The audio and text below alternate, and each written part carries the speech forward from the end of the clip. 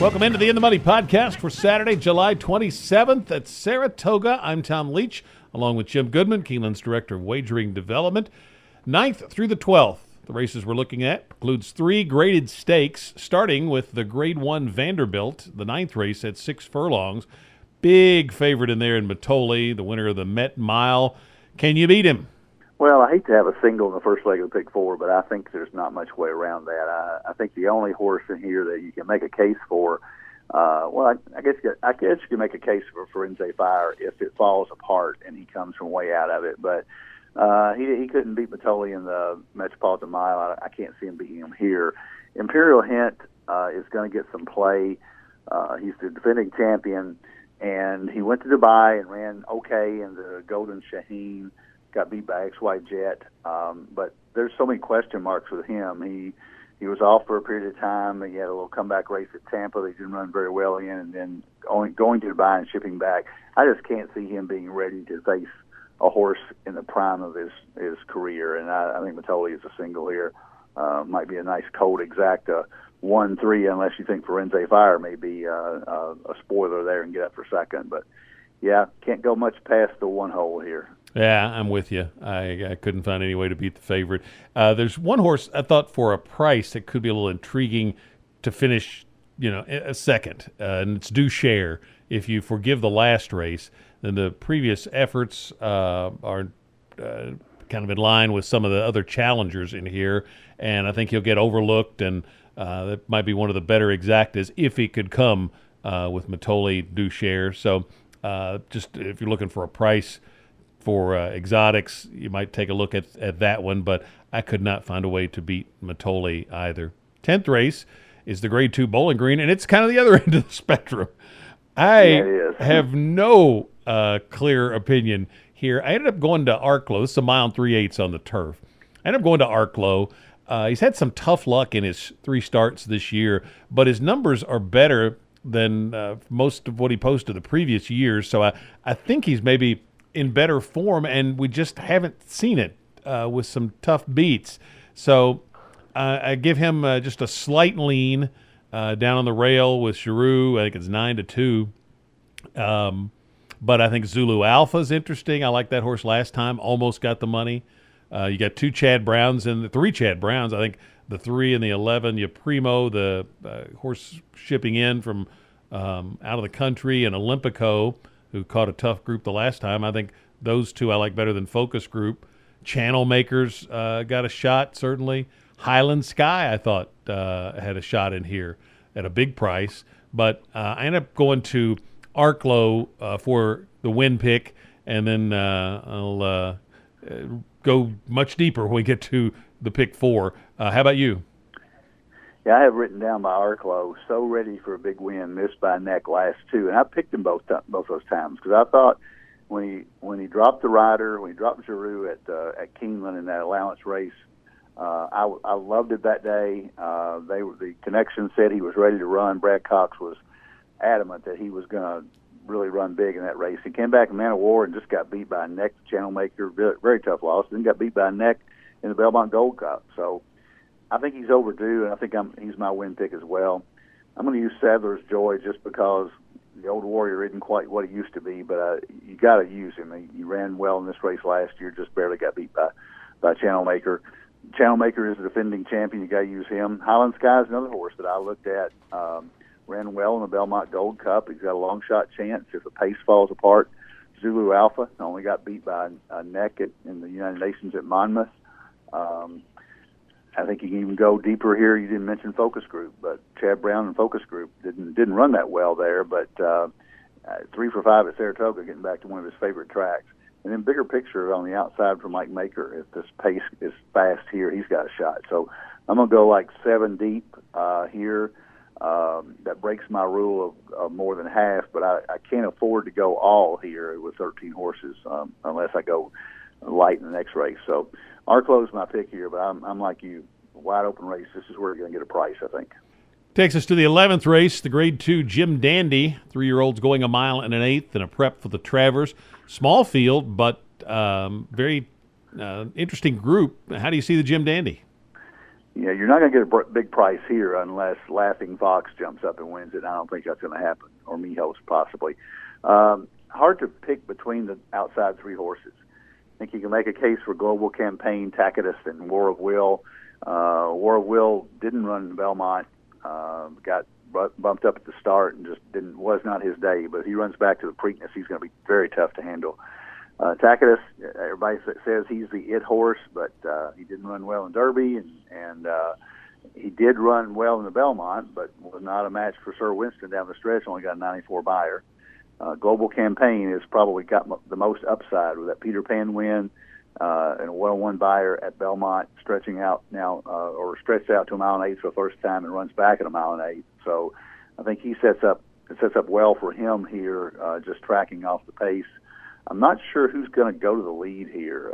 Maybe Tax by default, but this will be interesting to see what Luis Saez does on Global Campaign and Ortiz does on Tax, to see which one of those has the advantage, because you know that War of Will and Tacitus are going to be coming from off of it. So I think those three horses, I'm going to use all of them in the pick four.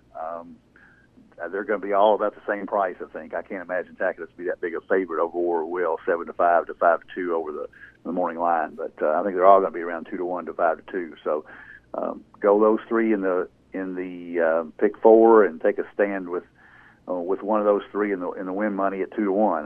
But I don't know which one to tell you until I take a look at them when they come on track. I am going to get a little creative here and go to the inside again, actually 3 times in a row, Laughing Fox. And there's several reasons here. First, I look at the favorites, and Tacitus at the price, his numbers don't give him any advantage, and you get a bad price, and kind of the same thing for War of Will, unless if he runs back to the Preakness. I think that's better than anything Tacitus has run. So if he reproduces the Preakness, he's the one, I think. Global Campaign, I don't know if he can run as well around 2 turns. It's a mile and an eighth again, but that's 1 turn at Belmont, and I don't know that he'll be as good around 2. So with questions about all of those, I was like, okay, well, who else can I look at? And Laughing Fox steadily improved in the spring through the Preakness. Been off since then. Really sharp works, and if you follow Steve Asmussen horses, this doesn't look like one of his typical work patterns. 2 works back was a bullet, then a sharp half. And the horse is like a mid-May foal. So he had just turned 3 when he ran in the Preakness. And I think is a license to be a better horse in the second half of the year. And at the price, I think it's going to be a nice price. And he runs from way off of it, and he's been in all these big fields. He's finally in a small field, so maybe that'll help. So I was just kind of looking for a reason to go against the favorites, and I ended up on this guy. And if he even runs second, you could get a nice exacta out of it. So Laughing Fox is going to be the pick for me, but then I'll use the other 3 more logical ones in the pick 4. So let's get to our pick 4. The last race is a non-winners of 2 claiming at a mile on the turf. So you can tell us who you like when you get to that last leg of the pick 4, but start it out in the Vanderbilt. Okay, my pick 4 is going to single Matoli, the 1 horse.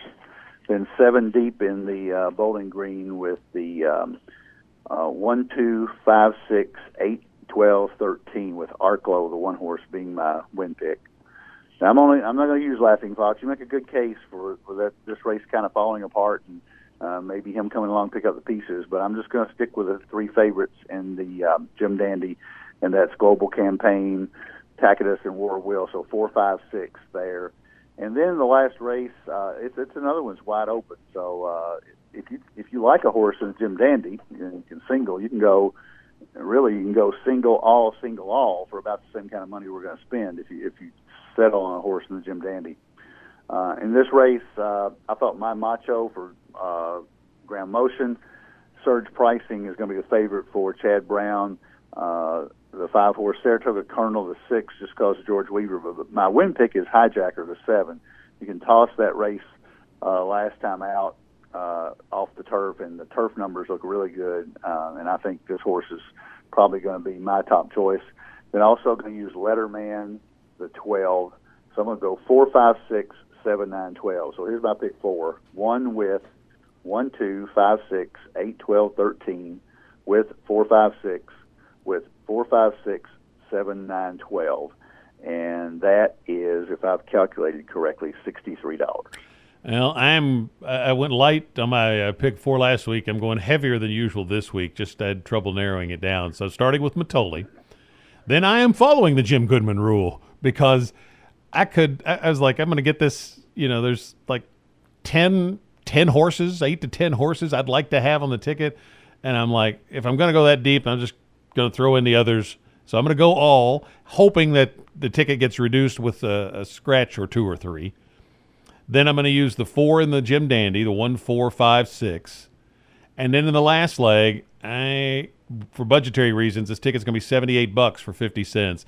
I'm just using 4, 5, 7. I would like to add Saratoga Colonel. It looks like there's a handful of horses in here that I think can be tossed, but I'd like to go deeper, but especially Saratoga Colonel would be the one. But I'm going to just go with a 4, 5, 7 to make the ticket more reasonable, and that's My Macho, Surge Pricing, and Hijacker. Probably would take My Macho for the win pick with the class drop for Grand Motion, but not a real strong opinion. So I'm just going to take those 3, and I will be a little leery if I'm alive just to only those 3 going into the last leg. But the thing is, if I wanted to include Laughing Fox, and that's where I could really boost up the ticket. So, you've got to kind of think about it strategically here, but I just couldn't reduce that Bowling Green, so I just ended up taking them all. Hopefully there'll be a couple of scratches and reduce the price of the ticket. Maybe you can add one in the last leg if you like. So really challenging pick 4, even though there's a couple of fairly small fields in there. Best of luck with it, whether you're playing there or elsewhere on Saturday or throughout the weekend. Keep your Keeneland Select accounts fully funded, and we'll be back next week for another edition of the In the Money podcast. For Jim Goodman, I'm Tom Leach for KeenelandSelect.com.